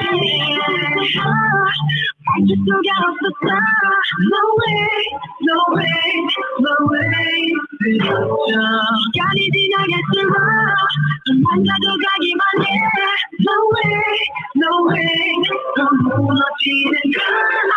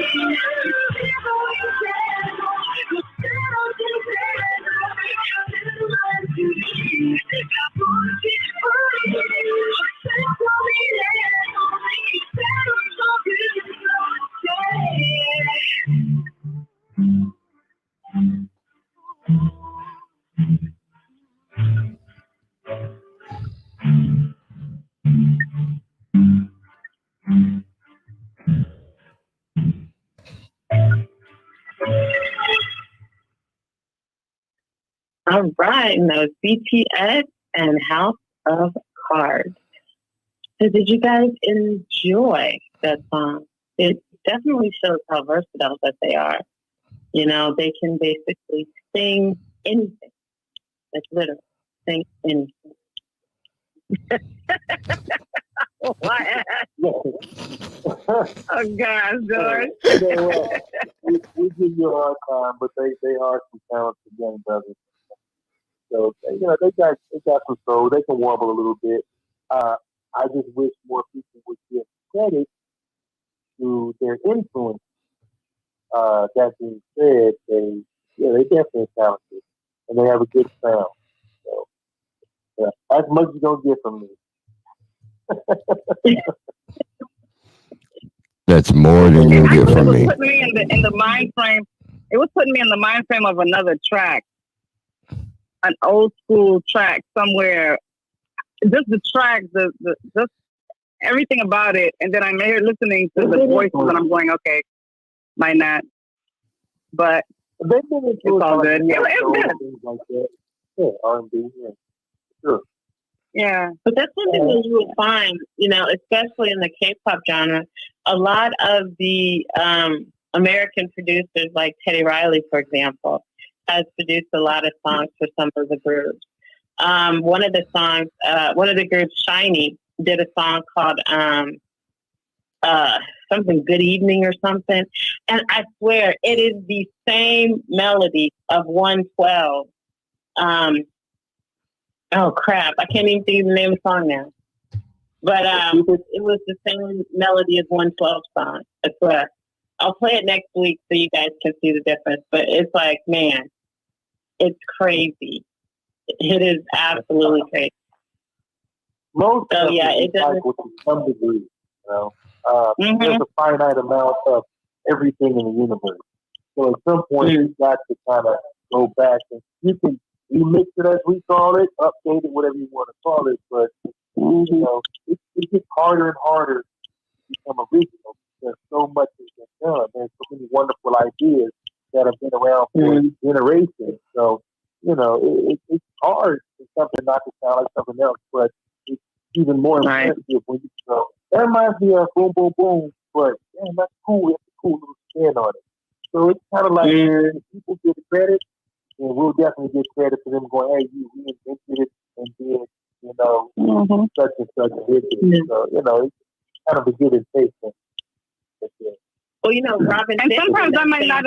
Oh, I'm sorry. George Benson's song. No, I'm sorry. Robin did the same thing with George Benson's song, and he ended up being sued because of it.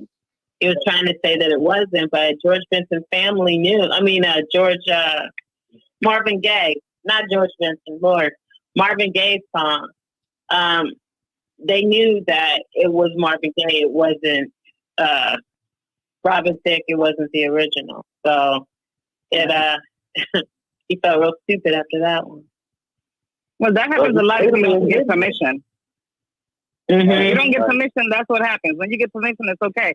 But sometimes you find yourself kind of like thinking of the old song, and you're enjoying the old song, even though there's this new flip. You're like, okay, you know what? I might not really like the new flip, but I like that old track, so yeah, I'm gonna rock it. And sometimes you find these younger kids going, you jamming to that. What you know about that? What I know about that? That's some old stuff from back in the days in the 60s and 70s, boy. You gotta go back and play that. And when you play for them, they're like, oh, wow. Our parents did it. I don't know about that. I ain't got real music. I don't know. And you're like, oh. So, we all got to go through it. I ain't real music. That's true. That's true. Exactly. I like the fact that they're keeping it alive. I just, like I said, I wish people didn't have a problem with credit, and saying where they got. Well, you know what? This is what I do wish. I do wish that the youngsters would not disrespect the old sounds as much as they do. Because, you might have a nice old sound that from back in the day, but when you listen to the lyrics of these new cats, you're like, dang, you're messing up the whole song by doing that. Because now I'm jamming to the old sound with the new disrespectful lyrics. And it's like, how do you enjoy that? Right. And you might be jamming to that, and somebody might be like, Mimi, you really listening to this? And I'm like, I'm listening to the old track in my head. Right. He's like, what happened was. Right. Yeah, if they just get credit and say, I did this, but now they just sample words, music, everything, and just rap along with it. They don't even try to change it. And I'm like, come on. You know why? You know why? Lazy. Because it's very easy. If I did something back in the day, and okay, it might have been hot then, right? It's a remake 30 years later, and I'm not relevant really anymore. But you know what? Cut me a check, and I let it fly. Right. Because if you don't cut me a check, because you're hot, I'm coming after you, and we're going to settle this in court, and you can pay more. So they will pay that. Get peanuts. It's the writer or the producer who gets all the money. And again, I still feel like if you would just say, look, I'm paying homage to this person or whatever. But this generation doesn't even hide it. Look, our generation had, and we at least had the amount of respect to go, look, I'm going to remix it. I'm going to play this hook. I'm going to scratch it a little bit. This generation plays the same shit straight out the box, and then put the hook on it behind it. And they literally use the artist, the words. They're doing zero work. I have no respect for that. none. Yes, I know what you mean. I know what you mean. They're not even faking it. It's terrible. You know, the person might be dead. Now the person's family is coming, and it creates this big thing. Right. It's just another addition to entertainment news. Mm-hmm. Look, it's just face the fact. It's a whole bunch of two artists that was already out there. They just all out there again. It's a whole bunch of Milli Vanillis and Vanilla Ices. Yeah. Right. But you know what? But if you think about it, I will say this. Look at how R. Kelly helped revitalize two of my favorite people, Charlie Wilson and Ron Isley. Now, these guys, legends, always will be. But they've had their issues, and there was a generation that didn't know them. And so I give a lot of credit to guys like TR and R. Kelly and Timbaland and people that produced and said, hey, bring me the old school. I want them to come back, and I want them to live sing on this so that people know who they are. You know good and well, my kids wouldn't know who the hell Sonny Wilson was if R. Kelly hadn't given that man's whole career a jump start.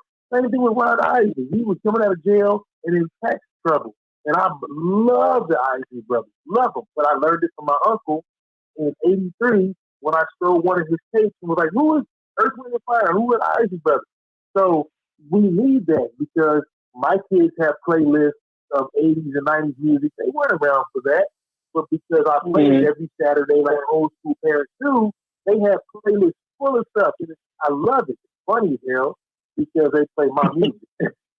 Right. You know, so it's a give and take. It's a give and take. It just makes me feel old though.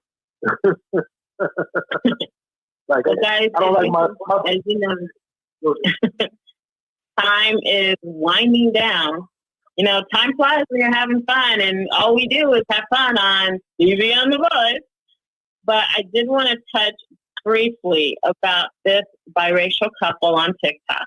And since our topic tonight was about reality TV, as you can see, TikTok to kind of qualify because people are streaming, you know, from their real homes, doing whatever they do. So this biracial couple, they got dragged really bad on TikTok for posting a video where the white woman was giving instructions to white women on how to date black men. And she got dragged very badly for that, like very badly. And then the guy who was a black man, he in turn did a video instructing black men on how to date, what to expect when dating white women. So the white woman did the video to other white women on what to expect about dating a black man. And the black man did a video on what to expect about dating a white woman. And TikTok went crazy. They both got dragged. And he said at the end of his video that you can expect pretty babies. And of course, everyone took that to mean that if he has a baby with a woman of color, that the baby's not going to be pretty. So it was crazy how all that spiraled out of control. What are you guys' thoughts on that?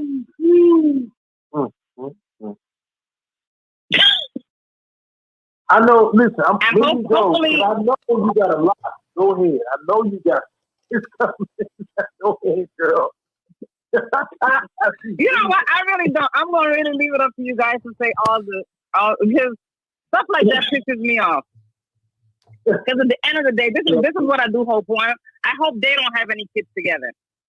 Because these kids are going to listen to this shit one day because it is going to come out. You know, when you put your business on entertainment, any platform, no matter what platform it is, it's only a matter of time before, you know, if these parents turn out to be freaking bums and the kid end up being something big, you know, somebody's going to drag this video back and show this kid what your parents were really about.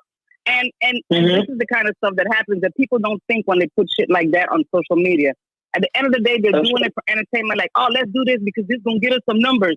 Well, you know, and people nowadays don't care because any form of attention or any form of whatever, attention, is attention, period. Whether it's bad or good, you're getting it, your numbers are going up.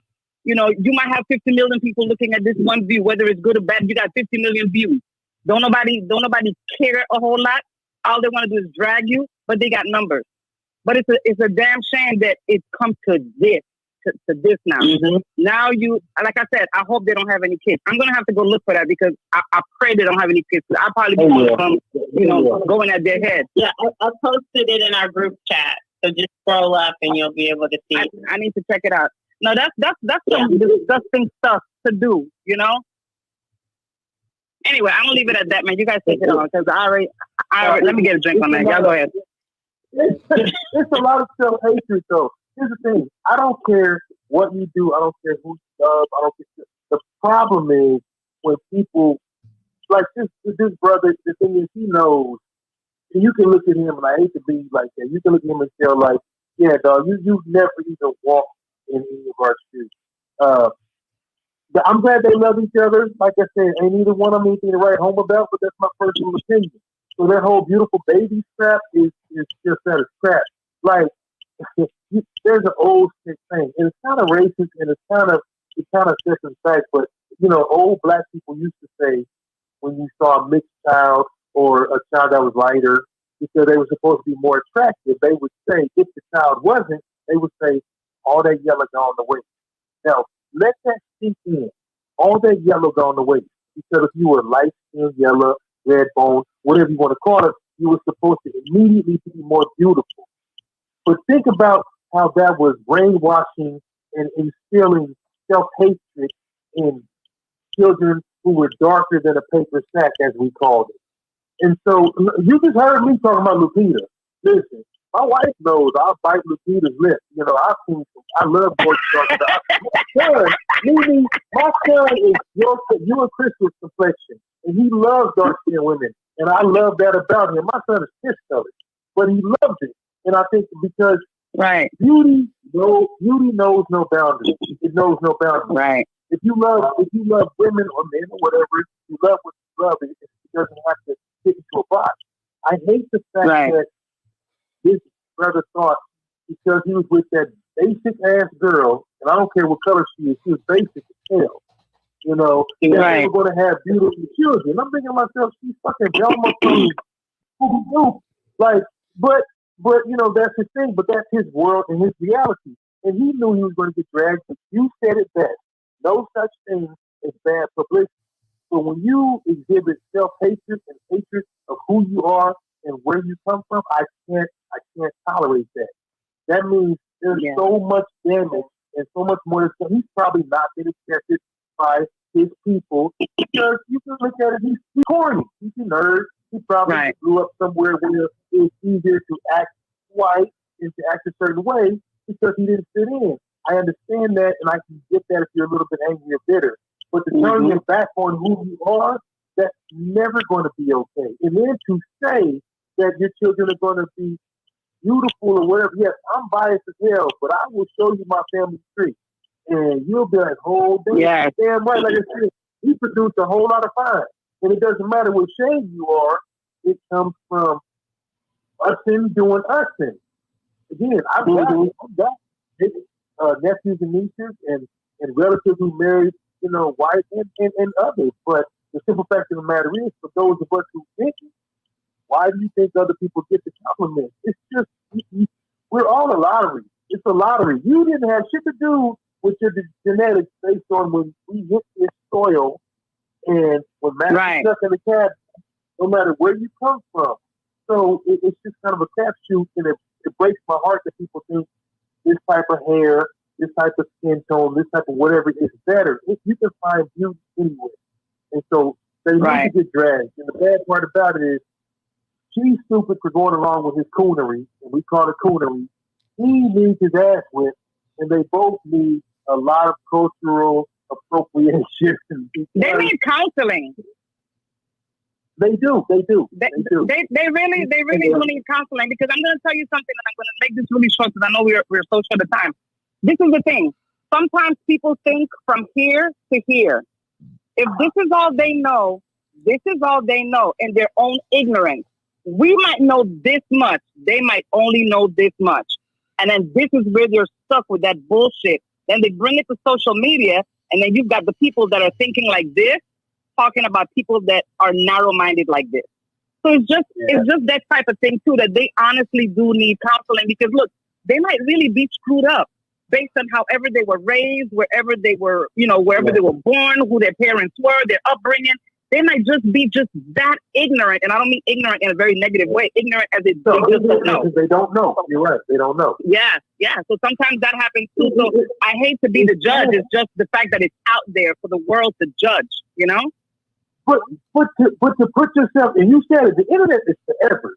So to put yourself out there, when they are 10 years older, 20 years older, they're going to look back and they're going to hate themselves. Because for me, I've dated the spectrum. I have dated the spectrum, light, dark, short, tall.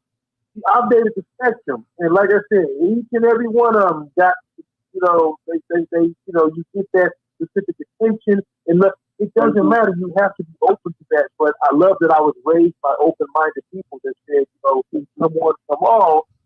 And look, Roger, not to cut you, but to cut you. There might be a little bit of karma in that shit when those kids get older. Because those kids might be the most beautiful kids growing up.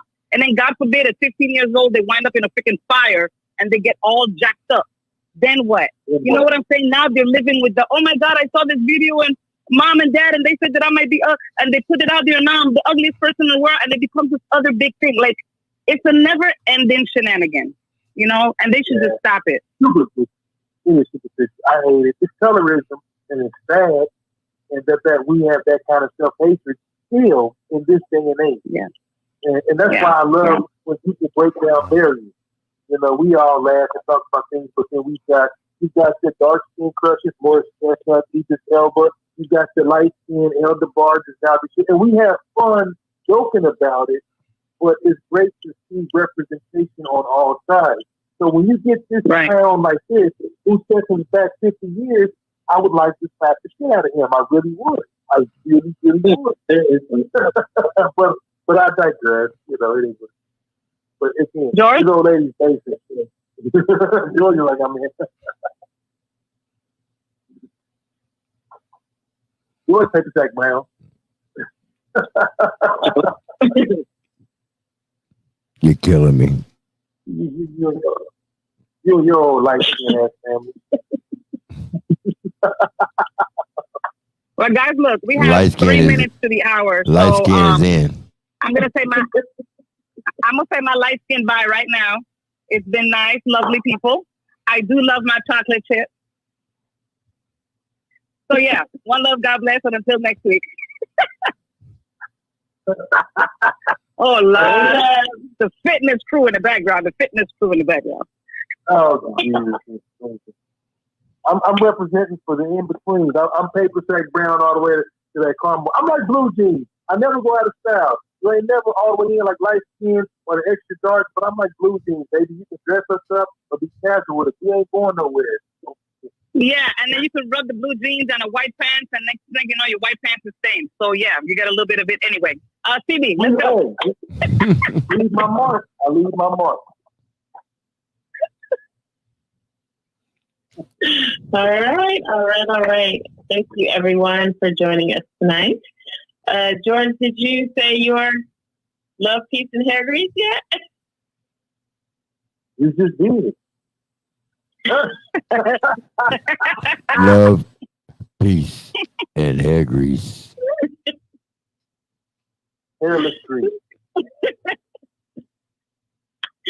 All right, thank everyone for joining us tonight. You've been listening to CB and the Boys. We come to you every Wednesday for your midweek motivation, offering you music, laughter, conversation, motivation, and fun. So hopefully you got all of that tonight, especially the fun. But sadly, now our time is done. But always remember to love yourself and, well, at least like yourself. And just remember that tough times don't last always. So everyone hang in there.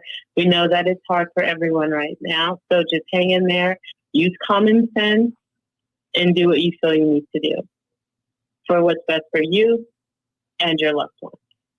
And that's all I'm going to say about that.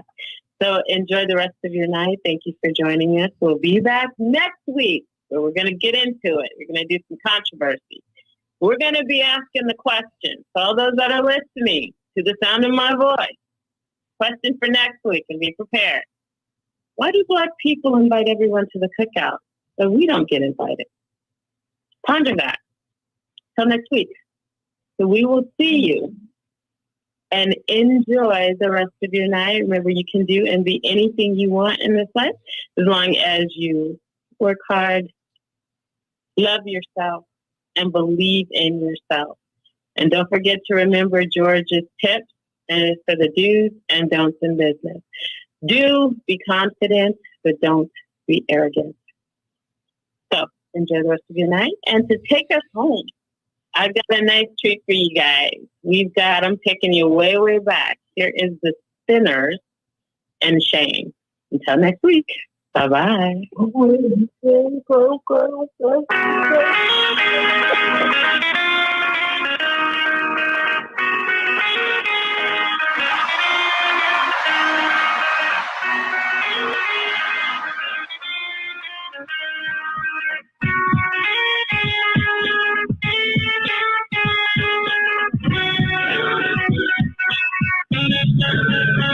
It's a shame the way you mess around with the man. It's a shame the way you hurt me. It's a shame the way you mess around with the man. I'm sitting all alone on the telephone, waiting for your call.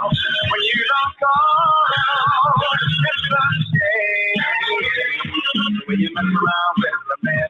It's a shame the way you play with my emotions. It's a shame the way you mess around with the man. You're like a child at play on a sunny day. But you play with love and then you throw it away. Why do you do me? Why do you do me? How can you stand to be so cruel? Why don't you feel me?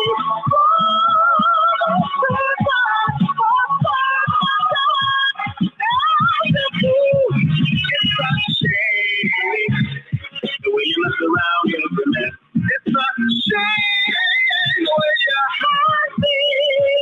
It's a shame the way you mess around with the man. I tried to stay with you, show your love so true, but you won't appreciate the love we try to make. Oh, it's got to be a shame.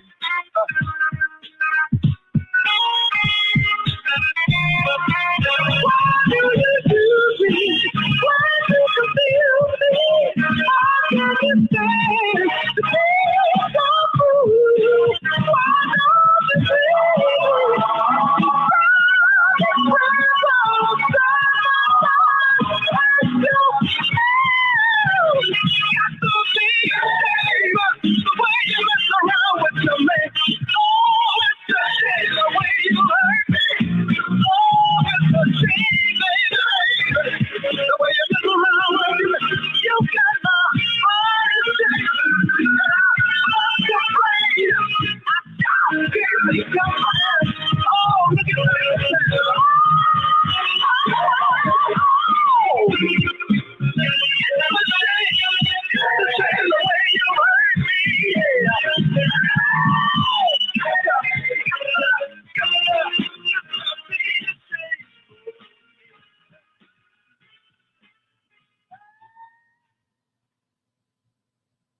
Thank you for using Blog Talk Radio.